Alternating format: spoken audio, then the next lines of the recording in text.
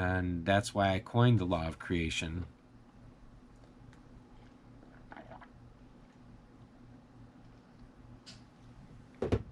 And if you're going to achieve an end, think in terms of what that end is. If your end is going to be a business, then think in terms of that end, and you'll see that business in its full form.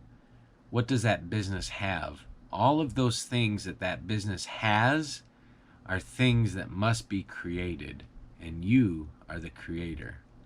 So the power is in your hands to be able to take that law of creation and to use your imagination and think in terms of what needs to be done, and then exercise the law of creation and create it.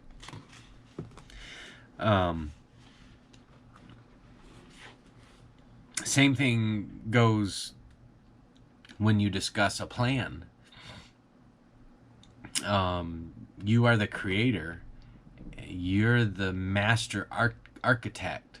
So a business plan, create a business plan perhaps. All of that stuff that's created is stuff that you create. And that's the power that you have. You have the power to act. And it won't be anything until you take that power and create it. There won't be anything that comes to pass. And there's things that hold us back sometimes. And sometimes just success itself will hold us back. Which brings us to the next line item, which is success is a worthy goal. Striving for success has its detractors. Some people will argue that those who acquire wealth do so at the expense of the people who work for them. But if you're going to achieve success, you will do so only by extraordinary effort that most people aren't willing to make. People seldom profit by having money unless they earn it. How many times have you read about lottery winners who find themselves bankrupt only a few years after their windfalls, or about heirs to great fortunes, reared in atmospheres of indulgence, who fall prey to addictions like alcohol or gambling? The value of the wealth that comes with success is that it carries with it its lessons we have learned in acquiring it. We will learn in achieving wealth that success comes about only because we are willing to assume great responsibility and to deliver unfailingly goods and services which are truly valuable. Most people would not choose to be as dedicated to a definite major purpose as we must be. If we were to accumulate a fortune and then offer it to them on the condition that they behave exactly as we have done, most would not accept the responsibility, although some would. It is the people who would make such a choice who will be most helpful to you. They can offer you aid of untold value, far above and beyond the efforts of those who are easily contented. They will become indispensable to you by their willingness to assume responsibility and relieve you of some of the load you are carrying. You must be willing to reward them generously for their efforts. People like this learn that they set their own salaries by the quality of their work. Everyone, in fact, does the same.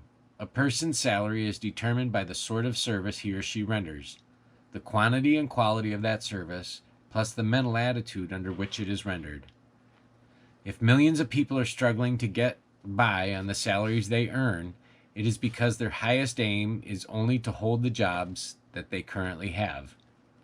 They are where they are, and they are making what they make solely because of the limitations they have set up in their own minds.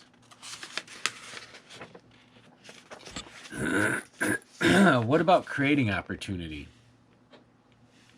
Now, there is a theory which pops up again and again that the opportunities for success are fewer now than they were in the past. And I think that there's some truth to that. I mean, like, if I'm a natural shipbuilder, I can't just go and build a ship these days. You know, you can't just section off a spot in the corner of the harbor and start building a ship. You just can't do that. It's not that way anymore. So there is a little bit of truth that successes are fewer and further between than they used to be. But the world, it says that our nation has reached the plateau of its successes, and that the world is dominated by people who already have money, and that success is a finite realm already filled to capacity. Now, this is nothing more than a theory. There is no scarcity of opportunity. There is only a shortage of imagination. Countless people gain new wealth every year, whether the economy is prospering or ailing. The only limits they recognize are those within their own minds.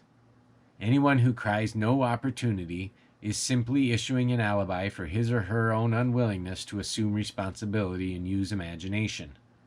Offering a useful good or service is just as valuable now as it ever was, and new areas in which to do so open up every day.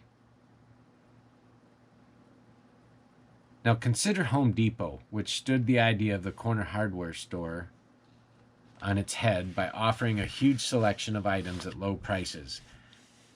Now Bed Bath & Beyond has done the same thing in their market. Robert Johnson founded Black Entertainment Television, targeting a market that the major networks only served part of the time.